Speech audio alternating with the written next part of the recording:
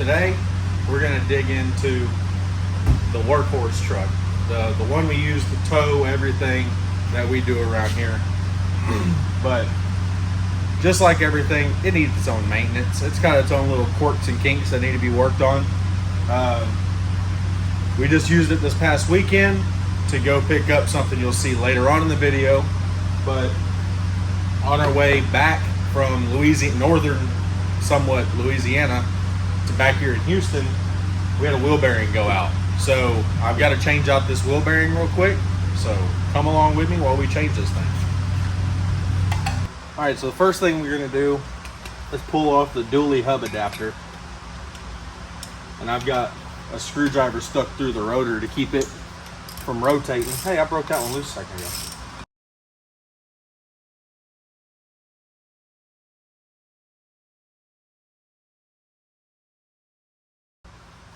Get a dually, they're fun to work on.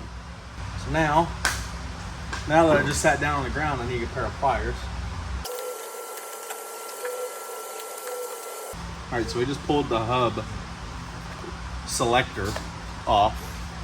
Now, there's a,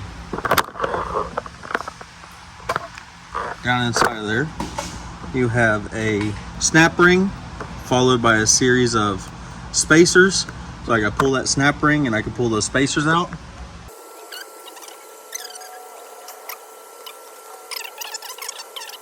But I'm working backwards, so I'm gonna stop for a second and disassemble this brake, because I didn't take the brake off to start with.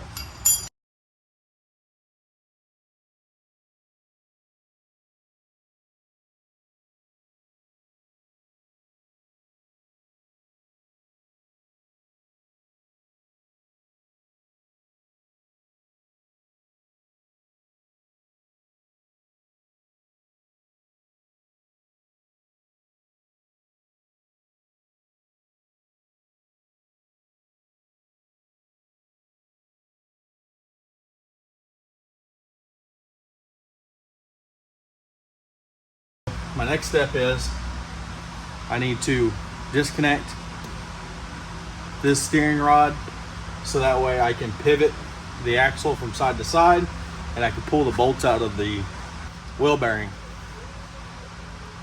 So let me get this disconnected real quick and we'll continue on.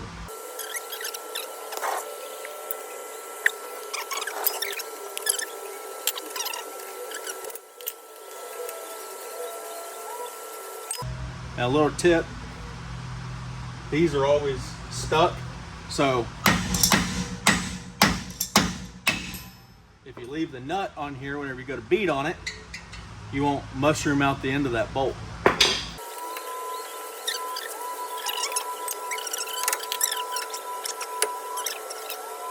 All right, so you got 4 bolts on the back side of this right here, so I'm actually going to use the impact on those. So I gotta grab an extension so I can get the impact in there.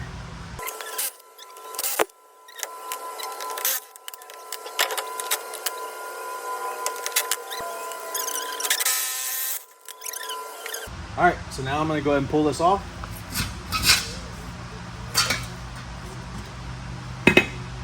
Can y'all see the discoloration in that middle and on the inside? How it looks rainbow colored and everything inside of there. That's just more of an indication that this thing got hot. Just like me right now, sweating.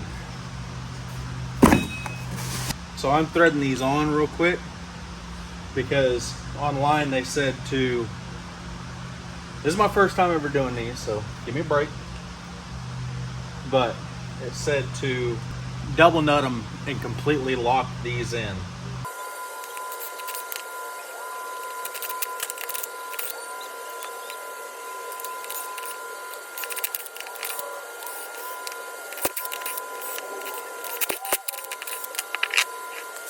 All right, so the wheel bearing is ready to go back on. So now I need to come over here and pull all of this ABS stuff out of the truck.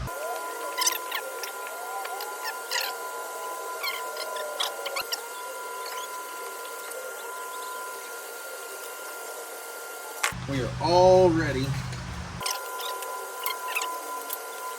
And remember, the sensor goes to the top, which I'm holding it backwards right now. I'm just giving you a reference.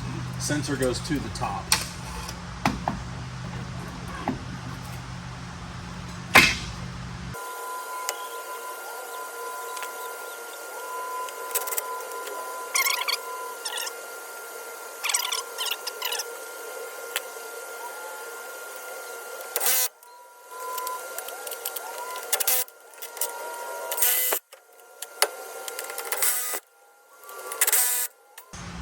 Putting the little bolt back in the ABS sensor here.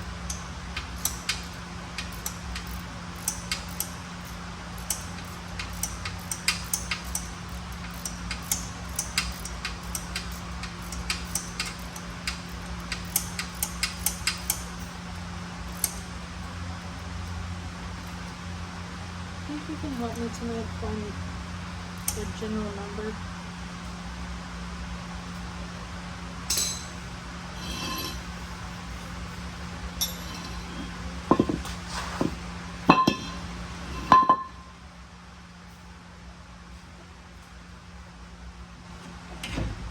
I'm gonna go ahead and put this back together.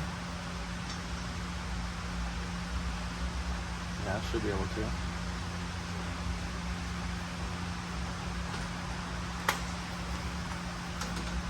So pretty.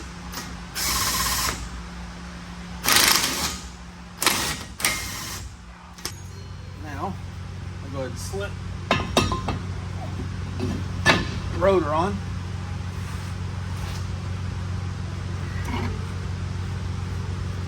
And we can put caliper once I get it untwisted.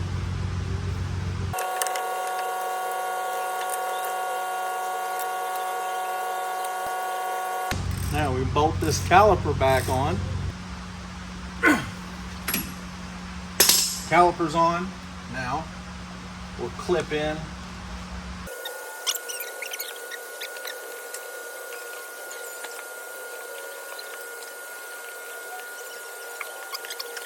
All right, we've got the steering hooked back up, ABS line all put back together, brakes are on. Now we just got to put in all of this front assembly. So we got our spacers going in first. Give the axle just a little shimmy. Make sure it is all the way forward so the snap ring will be able to slide right in. And seat. Give your snap ring just a little extra tap with a hammer or pair of channel locks. Make sure it's seated. Now, slap on. We are all the way in. Now, there we go. We are all put back together.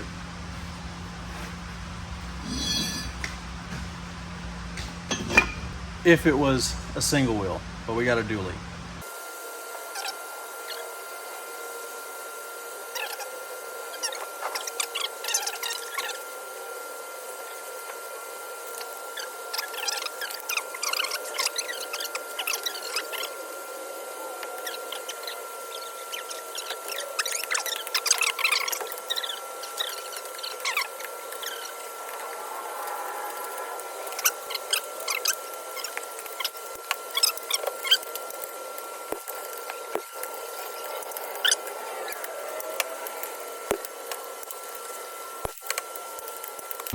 So last time I really dove into this truck, I wanted another set of mud grapplers. I haven't run a set in a long time.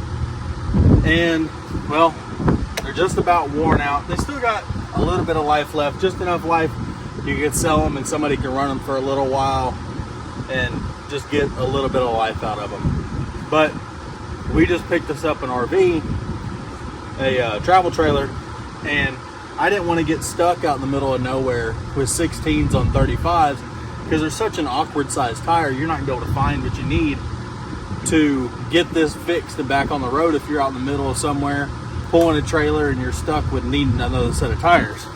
So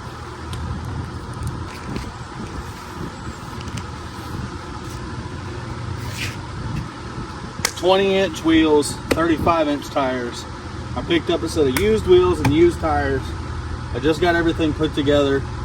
We're gonna get these put on the truck right now. So check it out. Well, it occurred to me I hadn't shown y'all. So there it is, 35 on 20 on 35 1250s on 20s.